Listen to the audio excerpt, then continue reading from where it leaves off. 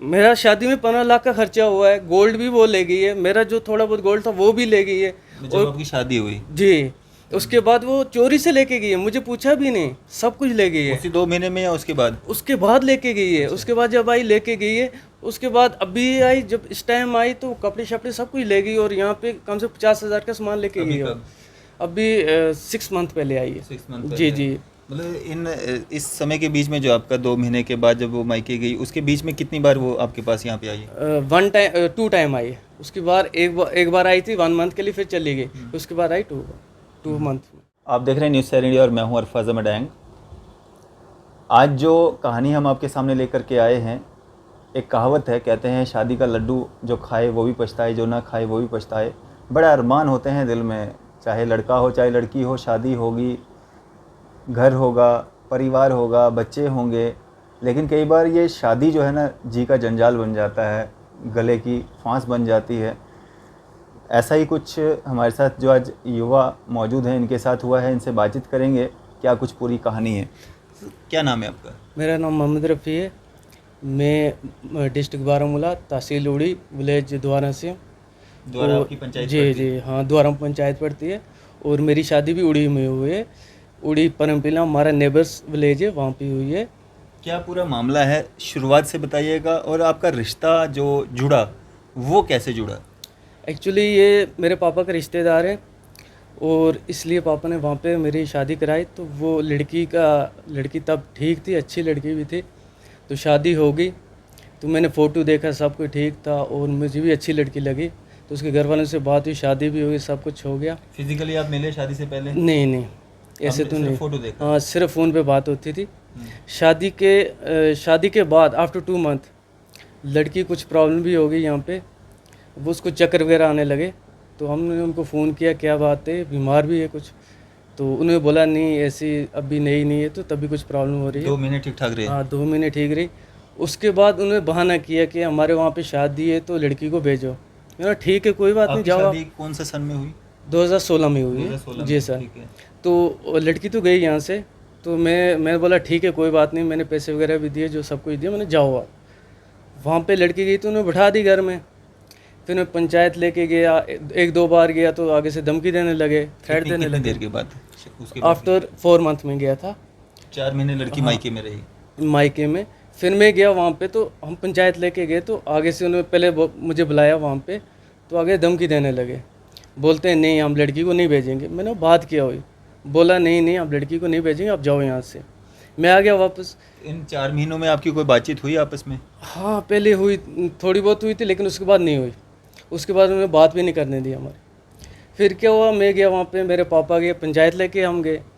तो आगे से उन्होंने थ्रेट दी, वो लड़के इकट्ठे कर ले गए। मेरा ससुर जो है सरपंच है और सरपंच का नाजायज़ फ़ायदा उठा रहे हैं वो, इलीगल।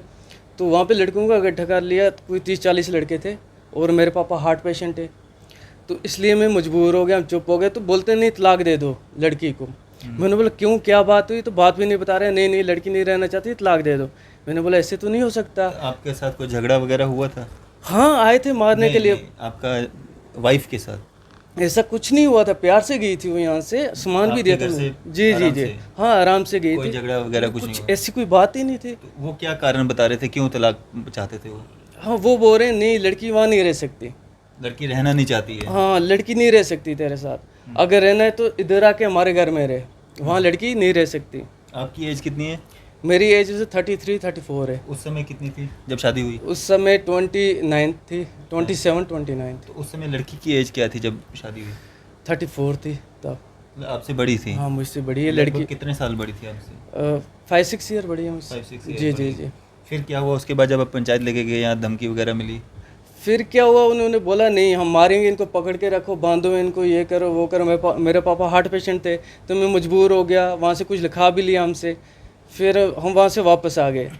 तो उसके बाद क्या हुआ, हम जम्मू में आ गए तो फिर वो धमकी देने लगे। जो मेरा ससुर एक्चुअली वो डबल गेम खेल रहा है। पंचायत के बीच में बोला ले जाए लड़का, रखे इसको। तो अकेले में धमकी देते हैं, मकान जला देंगे, हम ये करेंगे वो करेंगे, मैं सरपंच हूँ, कुछ भी कर सकता हूँ मैं। तो मेरे लड़के हैं, हमारा गाँव मेरे साथ है पूरा, तो मैं जला देंगे, ज़िंदा मकान में जला देंगे सबको।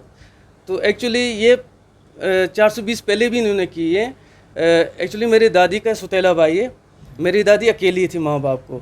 तो उस टाइम क्या मेरी दादी को 40 साल पहले बोला कि वो मर गई है, तो उनकी ज़मीन भी इन्होंने कवर कर ली है, पहले से भी चीट किया है इन्होंने।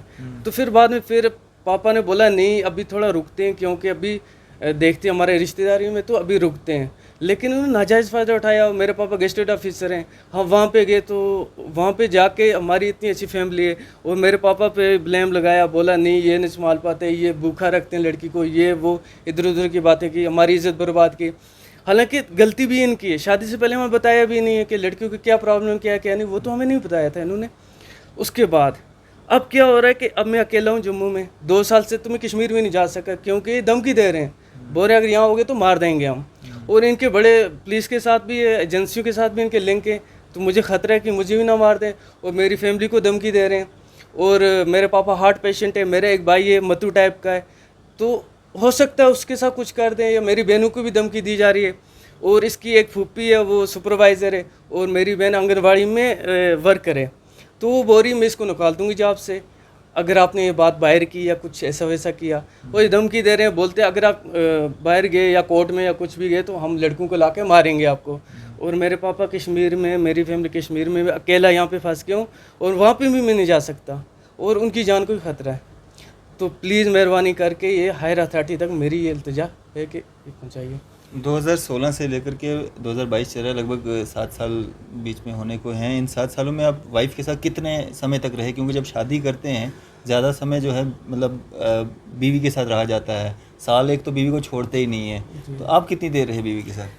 मैं 3 मंथ रहा टोटल, क्योंकि आप बोल रहे थे 2 महीने के बाद घर भेज दिया उसको। जी नहीं, फर्स्ट टाइम पहले आई थी वो तो 2 मंथ तो रही यहाँ पे, फिर चली गई वापस। ठीक है, तो वो वापस गई, उसके बाद तो नहीं आई।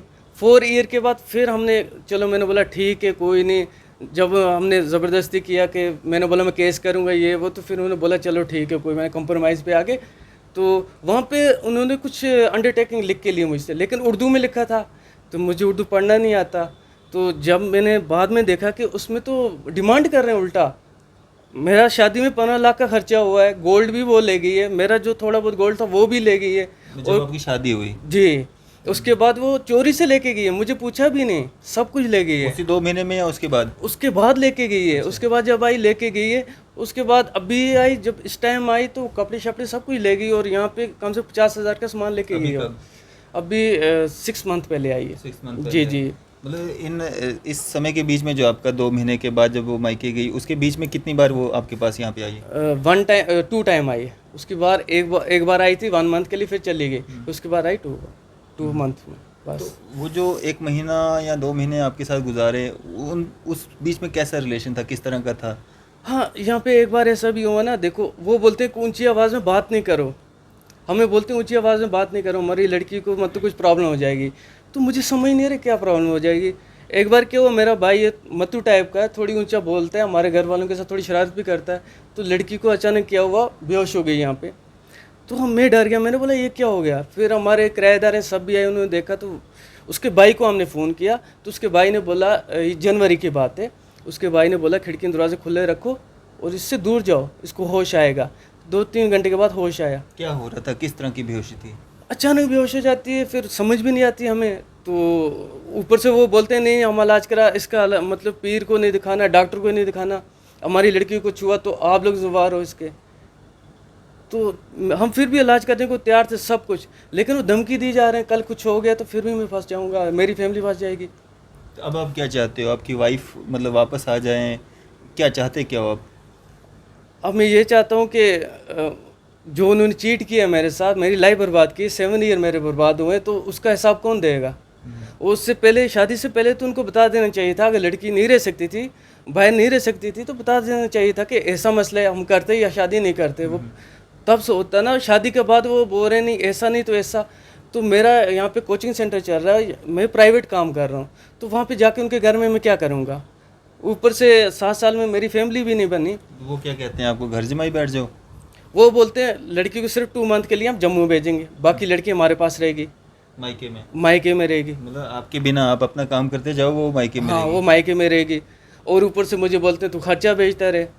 और हाँ, मेरा साला छोटा जब शादी हुई थी जो सलाम का पैसा हिस्सा बनता है वो भी लेके चला गया 20,000 वो उस टाइम 20,000 वो भी वापस नहीं दिया उसने, बहन से इकट्ठा करके वो भी ले गया। तो हमने बोला चलो रहने दो, छोड़ो, ये छोटी मोटी बातें होती रहती हैं, लेकिन करते करते अब तो ये मसला हो गया ना, कल लड़की को खुदा न खास्ता कुछ हो जाए तो फिर मैं क्या करूँगा। उल्टा तो वो जाहिल लोग हैं, अनपढ़ लोग हैं, मायके में है ना, तो आप पे सर क्यों चढ़ेगी? अगर वो यहाँ पे भेजते हैं लड़की को, मैं चाहता हूँ कोर्ट के थ्रू अगर लड़की आ भी जाती है पहले लिख के दें वो, चलो शादी से पहले हमने बताया नहीं था, चलो लड़का इलाज कराएगा, सब कुछ कराएगा, उसके बावजूद अगर लड़की को कुछ होता है लड़का उसका जिम्मेवार नहीं है, क्योंकि शादी से पहले हमने बताया नहीं, लड़की अचानक बेहोश होती है या कुछ भी होता है।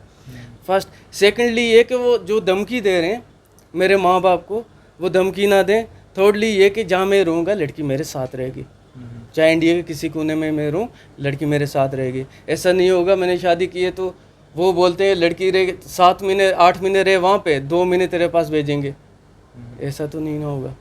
तो मैं यही चाहता हूँ कि बस मेरा ये आपने कुछ पिक्स वगैरह ये पकड़ी हुई है, ये क्या है? ये शादी की फ़ोटो है तब के, ये देख लीजिए आप, ये शादी के 2016 पिक्स, के हैं? जी जी 2016 के शादी के पिक्स हैं।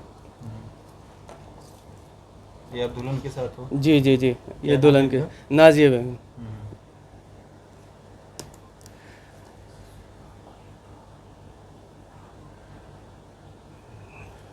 और दूसरी बात ये कि मेरे ससुर जो है वो सरपंच हैं और बोलते हैं मैं चेयरमैन हूँ, मैं कुछ भी कर सकता हूँ, आपको घर से उठा सकता हूँ। तो मैं यहाँ पे अकेला हूँ, मुझे सिक्योरिटी चाहिए क्योंकि कल कुछ भी हो सकता है मेरे साथ। तो दूसरा मेरी फैमिली के साथ भी कुछ हो सकता है क्योंकि वो जाहिल लोग हैं, कुछ भी कर सकते हैं। ये पंचायतनामा है? जी जी, ये कहाँ का, किस पंचायत का? एक्चुअली जब हम वहाँ पे पंचायत पे वो आए नहीं तो फिर हमने वहाँ पे पंचायत की गांव में, तो सरपंच ने भी बोला ठीक है कोई बात नहीं, लड़का जाए बाहर काम करे कुछ भी करें, तो ये लोग नहीं आ रहे हैं पंचायत में, ठीक है। तो उसके बाद मैं आ गया, वापस आ गया, 4 साल लड़की उनके पास थी। तो ये सरपंच, नायब सरपंच, ये मेंबर वगैरह सब ने मुझे वहाँ पे लिख के दिया, बोला आप जाओ जम्मू, कोई बात नहीं, आप अपना काम करो, ये नहीं भेज रहे हैं लड़की कौन सी को। पंचायत के सरपंच कौन? ये द्वारा हल्का है। आपकी पंचायत के? जी जी, मेरी पंचायत के। ये क्या चीज़ है? ये निकाहनामा है हमारा, ये निकाहनामा है। ये कहाँ पे हुआ था निकाह आपका? निकाह हमारा द्वारा गांव में हुआ था। अच्छा, अपने जी गाँव जी में। जी जी जी। मेरे ससुर का नाम है ज़फ़रुल्लाह खान, उसके बेटे का नाम है तौसीफ़ खान, दूसरे बेटे का नाम है वसीम खान, और उसकी 2 फूफी हैं, एक का नाम है ये सलीमा बेगम, दूसरी का नाम है निशादा बेगम। और अगर हमारी फैमिली के किसी बंदे को कुछ भी होता है तो ये लोग जिम्मेवार हैं, क्योंकि ये लोग धमकियाँ दिए जा रहे हैं। और हमारी फैमिली को अगर किसी, मेरे भाई को, बहन को, मेरी 3 बहनें हैं, भाई 2 हैं, मेरे फादर हार्ट पेशेंट है, मम्मा है, सब हैं, अगर किसी को कोई प्रॉब्लम होती है तो ये लोग जिम्मेवार हैं इसके, क्योंकि ये लोग 7 साल से मुझे धमकी दिए जा रहे हैं। तो इस दौरान में मतलब आपके साथ आपकी वाइफ भी रही, बच्चा वगैरह कुछ इस तरह का नहीं हुआ? नहीं सर, ऐसा कुछ नहीं हुआ। मैंने तो डॉक्टर को भी दिखाया था, इलाज भी कराया था, डॉक्टर ने बोला कोई बात नहीं, आप मेडिसिन वगैरह खाए कुछ, लेकिन अभी तक कुछ नहीं हुआ जी। क्योंकि लड़की को रहने भी नहीं देते, 2 मंथ 3 मंथ के लिए आते हैं तो अपने पास रखते हैं, वहाँ जाते हैं हम तो लड़कों को इकट्ठे कर लेते हैं क्योंकि वो सभी गुंडागर्दी करते हैं, तो हम तो इतना कर नहीं पाते क्योंकि मेरे पापा हार्ट पेशेंट है, हम तो 4-5 बंदे। पीछे की वजह समझ में नहीं आ रही है, मतलब शादी हुई, इतना खर्चा हुआ, उन्होंने भी किया होगा, तो दिक्कत कहाँ पे आ रही है? उनको क्या लग रहा है, आपसे एलर्जी क्या है, मतलब क्यों इस तरह का बिहेव कर रहे हैं? और आप बोल रहे हैं कि आपके रिश्तेदार भी हैं, पहले से जानते भी हैं, नेबर पंचायत के भी हैं, फिर दिक्कत कहाँ पे है? क्या एक दूसरे को जानते नहीं थे अच्छे से? सर एक्चुअली जब शादी के कोई 1-2 मंथ के बाद ही बोलते हैं 10 लाख रुपए दे दो, लड़की को छोड़ दो, उसके फूफी बोल रहे थे सब, ये सब कुछ पैसे की गेम है, सब पैसे के लिए इन्होंने किया हुआ है। 15-16 लाख रुपए आप बोल रहे हैं कि शादी जी, में खर्चा शादी आ में गया, खर्चा है। तो उसके बाद 10 लाख की क्या वैल्यू रही? पर 10 लाख और मांग रहे हैं, बोल रहे हैं 10 लाख रुपए भी दे दो, फिर बोलते हैं कभी लिखाते हैं मुझसे 3 लाख दे दो, कभी कहीं लिखाते हैं 4 लाख दे दो, कहीं 10 लाख रुपए दे दो, और ऊपर से बोल रहे हैं कि लड़की यहाँ पे रहेगी, तू खर्चा भेजता रहे। आप उसके लिए तैयार नहीं हैं? तो मेरी वाइफ है ना, मैं अपने साथ रखना चाहता हूँ, मैं फैमिली बनाना चाहता हूँ, मेरी फैमिली नहीं बनी तो मैं क्या करूँगा। नहीं, इसके बाद भी मतलब इतना सब कुछ हो जाने के बाद भी आप वाइफ को अपने साथ रखना चाहते हैं, आपके साथ आए, वो रहे, वो आपके साथ आपका परिवार आगे बढ़ाए? जी, उसके लिए ये है ना, अगर वो लिख के दे देते हैं कोर्ट में तो चलो ठीक है, क्या आज के दोबारा हम इंटरफेयर नहीं करेंगे इसमें, और लड़की को कुछ, चलो मैं इलाज कराऊंगा, सब कुछ कराऊंगा, लेकिन वो लिख के देने शादी से पहले इसको कोई प्रॉब्लम थी, जैसे बेहोश हो जाना, कुछ ऐसा है। आपको क्या लगता है क्या होगा, किस तरह की प्रॉब्लम लग रही है आपको? अब तो वो तो मुझे मतलब डॉक्टर के पास तो बोलते हैं नहीं, डॉक्टर के पास नहीं लेके जाना है इसको, और कोई प्रॉब्लम वो तो नहीं चेक कराना, हम इसका पीरियड इलाज करा रहे हैं, कभी क्या करा रहे हैं, वो तो करने नहीं देते मुझे। मैंने तो बड़ी कोशिश की, तब भी लड़की को यहाँ नहीं बिठा रहे हैं, और बोलते हैं नहीं लड़की नहीं रह सकती, सिर्फ 2 मंथ के लिए रहेगी। लड़की के साथ तो आपकी बात होती होगी बीच बीच में फ़ोन पे? कोई बात नहीं हो रही सर, पहले 4 साल बात ही नहीं हुई, फिर लड़की आई बीच में, तो फिर मैंने लड़की को फ़ोन किया, मेरे पास प्रूफ है, लड़की को मैंने फ़ोन किया कि आ जाओ, बोलती धमकी नहीं दो, मैं नहीं आने वाली वहाँ पे, जैसे चलना है चलने दो, 2 मंथ के लिए आ जाऊँगी, ऐसे मैं नहीं आऊँगी। हाँ, अब क्या आखिर में क्या मतलब चाहते हो, अब क्या होना चाहिए? वही मैं चाहता हूँ कि कोर्ट में आए, वो लिख के दे दें मुझे, मतलब आज के दोबारा इंटरफेयर नहीं करेंगे, और सेकेंडली कि लड़की को जो प्रॉब्लम है वो शादी से पहले थी, तो कल कोई ब्लेम मेरे ऊपर नहीं लगाएं, ठीक है। अगर ऐसा करते हैं तो ठीक है, अगर नहीं करते हैं तो मेरी शादी का खर्चा दे दें, जितना मैंने किया हुआ है, और गोल्ड मेरा वापस दे दें बस। चलिए, ये पूरी कहानी है, और जिस तरह से ये बयां कर रहे हैं अपनी कहानी को, किस तरह से चाव से शादी किया, 15-16 लाख रुपया लगाया, लड़की घर भी आई, लेकिन आज लगभग 7 साल होने को हैं, और जिस तरह की सोच रखी होती है इंसान ने कि परिवार आगे बढ़ेगा, बीवी होगी, घरवाला होगा, लेकिन वैसा कुछ देखने को मिल नहीं रहा है इनको। और अभी भी ये चाहते हैं कि बीवी इनकी जो है, वाइफ इनकी जो है, वो इनके पास रहे, इनके साथ रहे। अभी भी ये उसको जो है अपने साथ रखना चाहते हैं, बशर्ते वो लिख कर के दे दें कि जो भी उसमें कुछ प्रॉब्लम ये बता रहे हैं, वो तो मेडिकल का इशू है, मेडिकल बताएगा कि क्या प्रॉब्लम है उनको, तो क्या है वो रिटर्न में कर दें कि हाँ ये मतलब शादी से पहले इसको दिक्कत थी, तो अगर कुछ लड़की को हो जाता है उसके ज़िम्मेवार ये नहीं होंगे, उसकी बीमारी ही उसकी ज़िम्मेवार होगी। तो आखिर में आपकी क्या राय है इस सब पे? अपनी राय जो है वो ज़रूर साझा करें, कमेंट्स बॉक्स में अपनी राय दें, और इस वीडियो को ज़्यादा से ज़्यादा शेयर करें। इसी के साथ दीजिए इजाज़त, मैं अरफाज़ अहमद डैंग, कैमरामैन शाहनवाज के साथ।